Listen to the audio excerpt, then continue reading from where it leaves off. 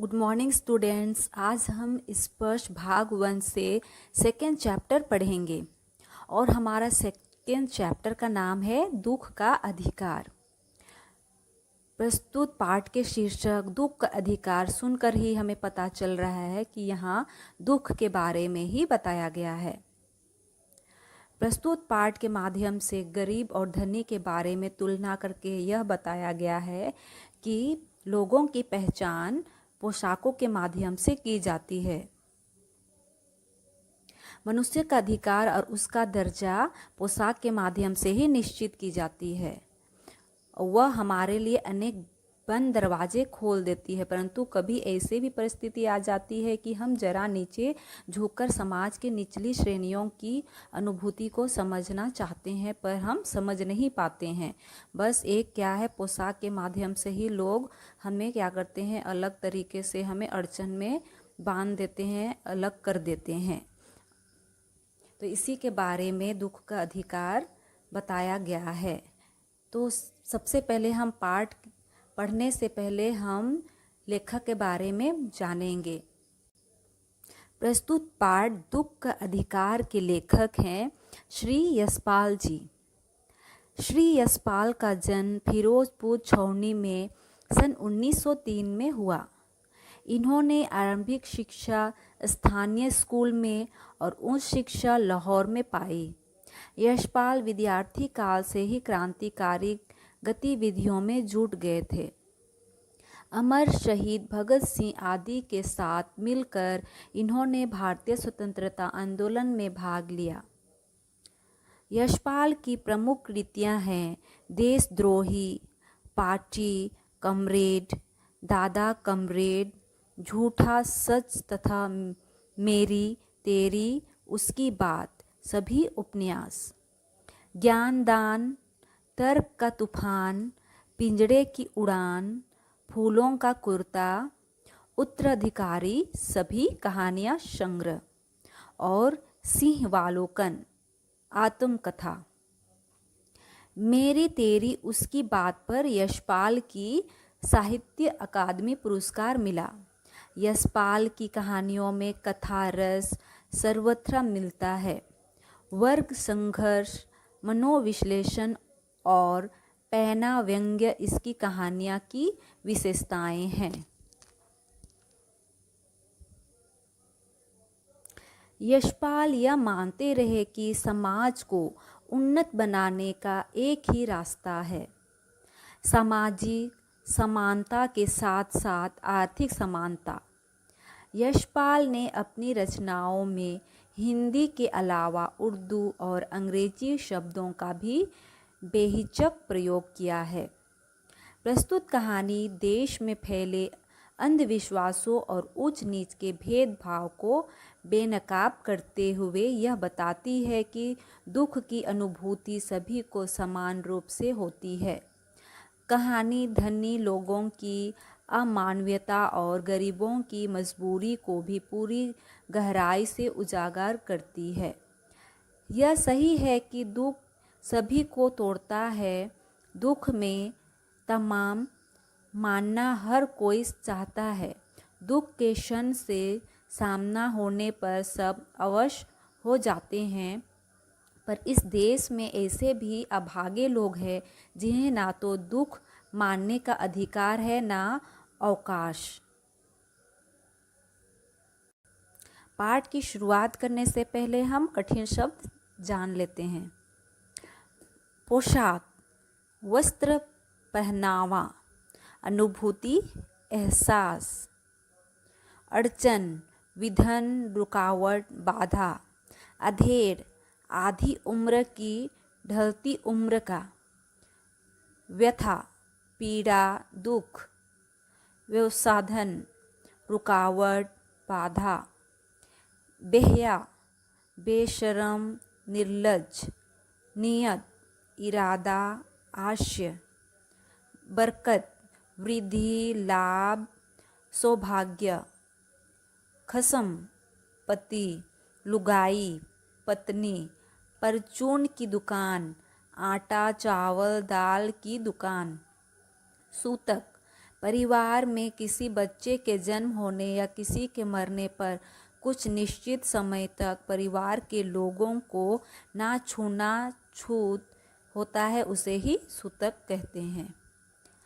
कछियरी, खेतों में तरकारियां बोना। निर्वाह, गुजारा। मेड़, खेत के चारों ओर मिट्टी डालकर बनाया हुआ घेरा, दो खेतों के बीच की सीमा।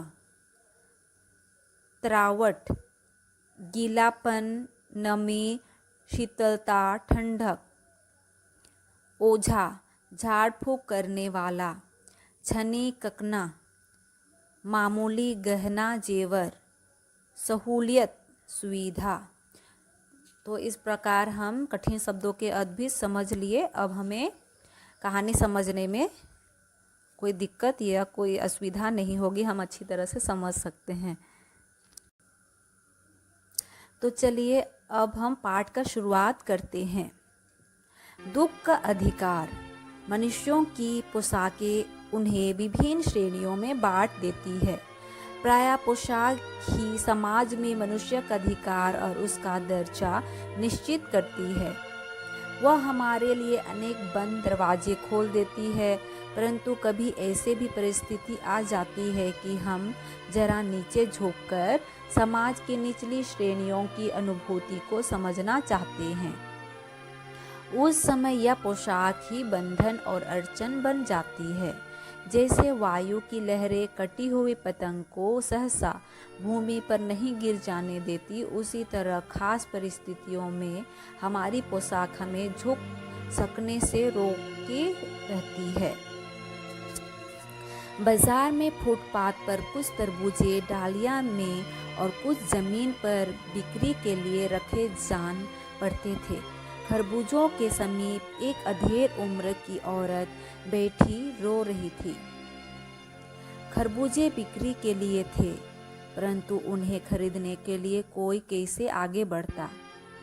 खरबूजों को पहचानने वाले तो कपड़े से मुंह छिपाए सिर को घुटनों पर रखे फकफक फकफक कर रो रही थी। पड़ोस की दुकानों के तख्तों पर बैठे यह बाजार में खड़े लोग घृणा से उसी स्त्री के संबंध में बात कर रहे थे। उस स्त्री का रोना देखकर मन में एक व्यथा सी उठी, पर उसके रोने का कारण जानने का उपाय क्या था। फुटपाथ पर उसके समीप बैठ सकने में मेरी पोशाक ही व्यवधान बन खड़ी हो गई। एक आदमी ने घृणा से एक तरफ थूकते हुए कहा, क्या जमाना है, जवान लड़के को मरे पूरा दिन नहीं बीता और यह बेहया दुकान लगा के बैठी है। दूसरे साहब अपनी दाढ़ी खुजाते हुए कह रहे थे, अरे जैसी नीयत होती है अल्लाह भी वैसे ही बरकत करते हैं।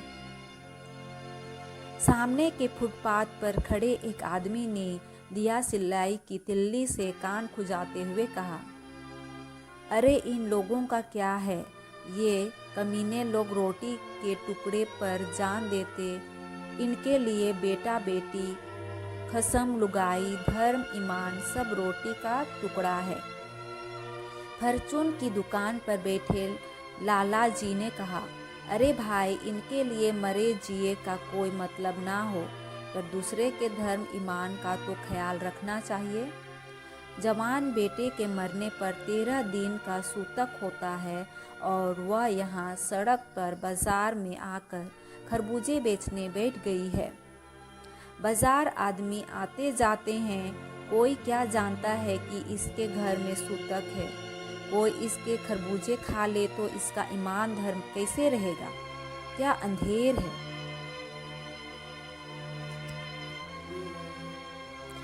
पास पड़ोस की दुकानों से पूछने पर पता चला उसका 23 बरस का जवान लड़का था। घर में उसकी बहू और पोता पोती हैं। लड़का शहर के पास 1.5 बीघा भर जमीन में कचियारी करके परिवार का निर्वाह करता था। खरबूजों की डालियां बाजार में पहुंचाकर कभी लड़का स्वयं सौदे के पास बैठे जाता, कभी माँ बैठ जाती, लड़का परसों सुबह मुंह अंधेर बेलों में से पके खरबूजे चुन रखा था। गीली मेड़ की तरावट में विश्राम करते हुए एक सांप पर लड़के का पैर पड़ गया। सांप ने लड़के को डस लिया। लड़के की बुढ़िया माँ बावली होकर ओझा को बुला लाई।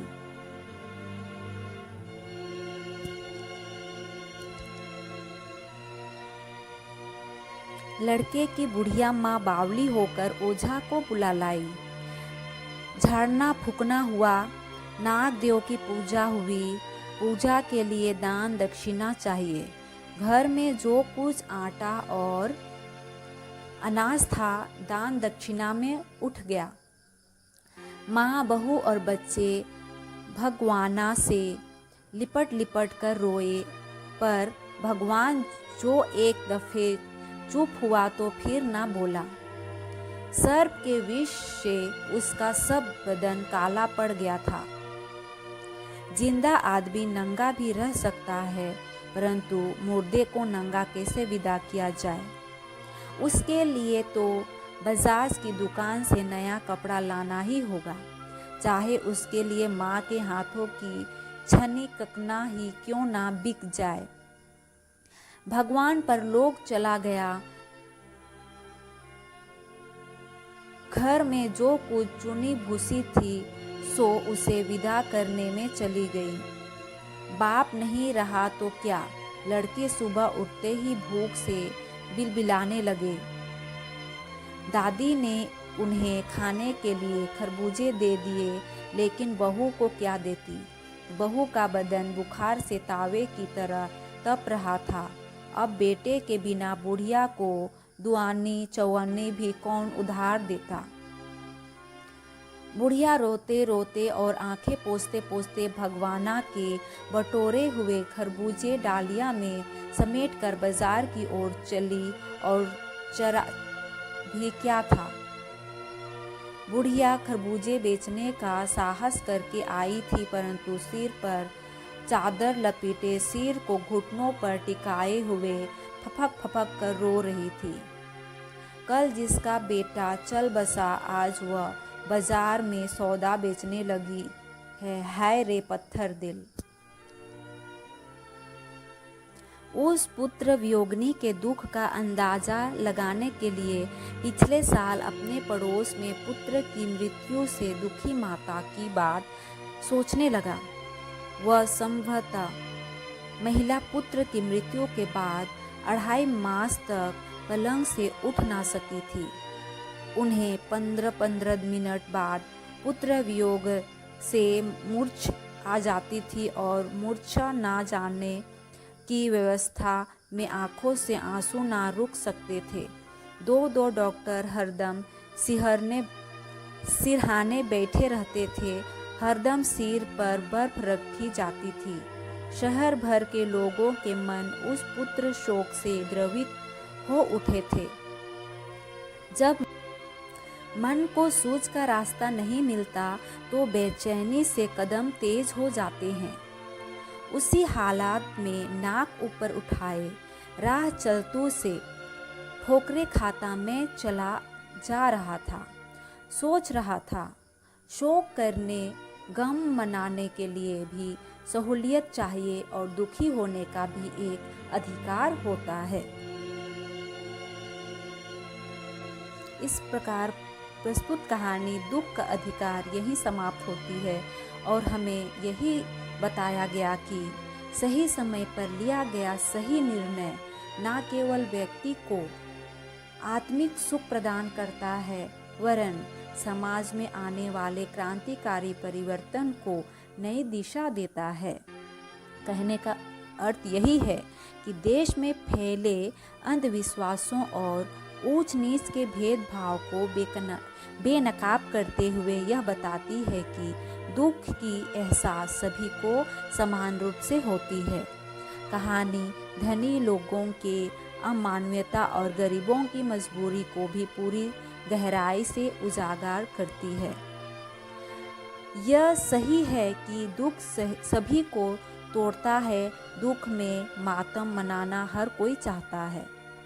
दुख के क्षण से सामना होने पर सब अवश्य हो जाते हैं, पर इस देश में ऐसे भी अभागे लोग हैं जिन्हें ना तो दुख मनाने का अधिकार है